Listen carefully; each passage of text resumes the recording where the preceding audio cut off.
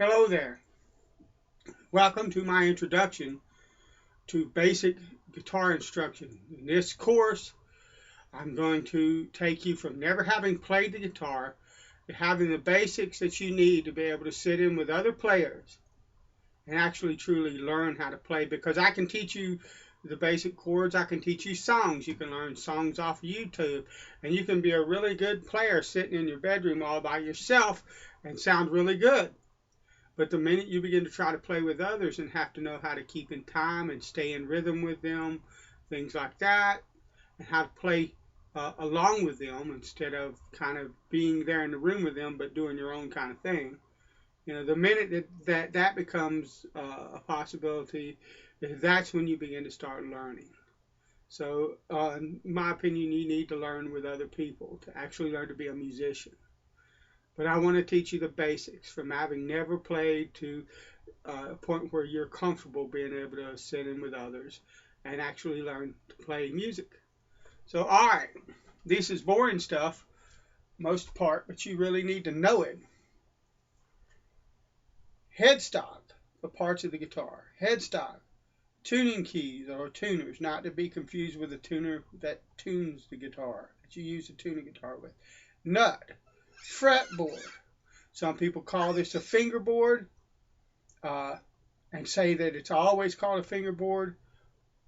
My opinion of it, and that's all it is opinion, because there are equally qualified people that call it one or the other. Okay, my opinion is if it has frets in it, these metal bars here are called frets. Almost all guitars have them, unless they're purposely built fretless. But if they have frets in them, if this board has frets in it, it's called a fretboard. If it's like a violin or a stand-up bass or a fretless bass and doesn't have any frets, then it's called a fingerboard. That's the way I look at it for the purposes of this video and this series. This is a fretboard.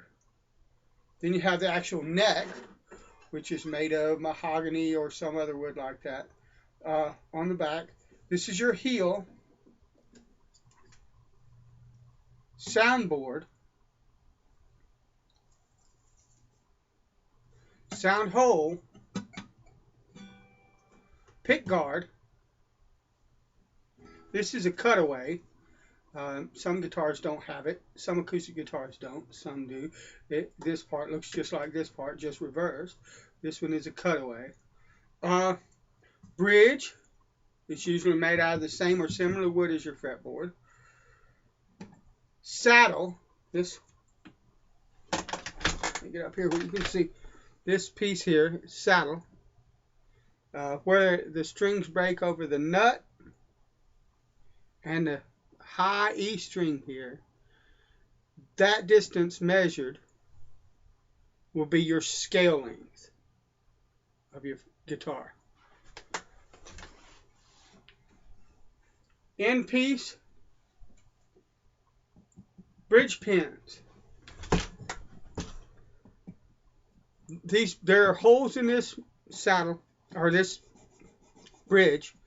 The ball end of the strings go through those holes, and the bridge pins hold them in place. Sides, back. Okay. All right. Let's get a little closer now. These are called fret markers. This guitar doesn't have one at the third, but usually you'll have one at 3, 5, 7, 9, and 12. Frets. The little bars, little metal bars here. First fret, second fret, third fret, fourth fret, fifth fret, sixth fret, 7th, 8th, 9th fret, 10th fret, 11th fret, 12th fret. The distance from the nut to the 12th fret is known as an octave, and it's 6 whole steps from the nut to the 12th fret. And then the guitar repeats itself. The 12th fret acts like the nut, and then the 13th fret is the same note as the note at the first, and on and on and on and on. And so you have an octave and a little more on most guitars. Your 12th fret will usually have two position markers. Mine has a little stylized W for Washburn there, but most of the time there'll be two markers there that signifies an octave. Your strings from thinnest to thickest: 1, 2, 3, 4, 5, and 6 strings. First string, second string, third string, fourth string, fifth string, sixth string. For purposes of direction on guitar, that's going up the neck, not down, because the pitch rises. 1, 2. This is going down the neck or back. For the same reason, the pitch drops as you go back or down. And I will try to remember that references, but when I'm teaching, sometimes I'll say down instead of up. But for purposes of technical knowledge, understand that is up. This is going from high to low, so you're going from up to down. But I will usually say down here, or up here, and down here. I'll say, for instance, if you're playing an E chord and you want to play an A minor chord, which is shaped like the E chord, but you move your fingers to different strings, you're actually moving up, but I'll say you move it down. We'll get into chords later, but I'm just saying, just so that you know and understand when I speak. How to hold a pick. Okay, this is the, let me move this forward. Sorry about that, fellas. This is the way that is taught to properly hold a pick. I don't hold a pick this way, but I encourage you to hold it this way and learn this way because it is the correct way. I learned on my own. Nobody taught me. By the time I understood how to hold a pick, I was holding it the way I hold it now and didn't change. You curl your fingers in like that. Place the pick. Yeah. Place the pick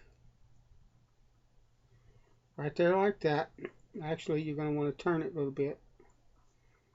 And then just put your thumb down on it like that. And that is how you hold a pick.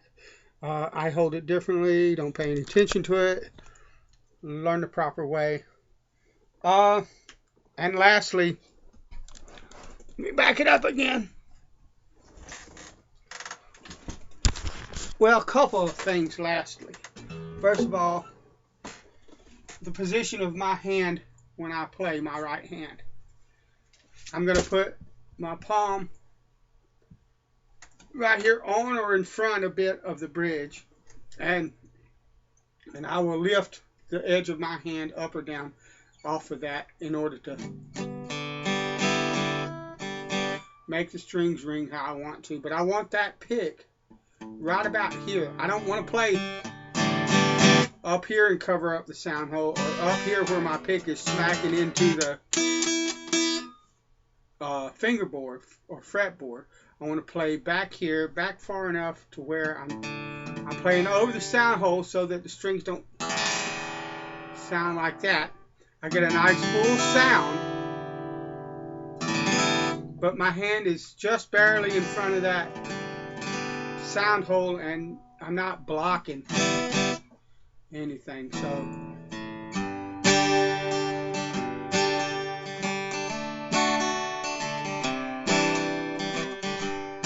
like that. All right, let's see. How do I hold the guitar? Well, you can hold it like this, like I'm holding it now. You can hold it like this. You can do this right here. Or you can do what about 75% of the time when I sit down I do, which is more of a classical position. You set the guitar with the waist sitting here on your left thigh, right behind your knee. Push the guitar out, the headstock part of it out just a little so that you're drawing this body in. You don't need it way out, but you want to kind of tilt it a little bit like that so it's comfortable. And you're resting the back part of the guitar here on this thigh, this part of the thigh, and elevating the string, the fretboard a little bit, and you're just...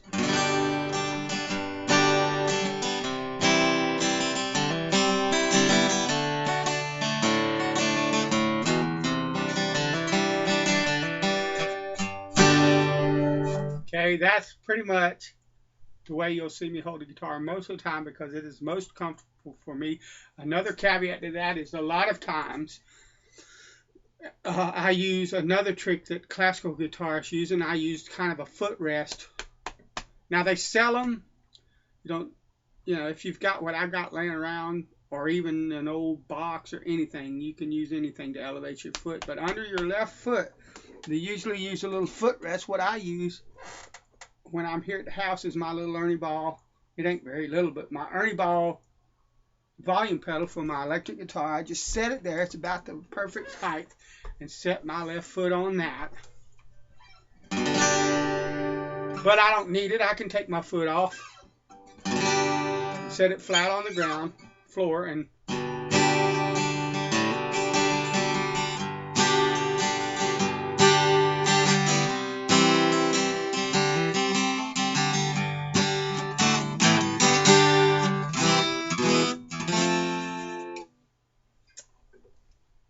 so those are things that you really need.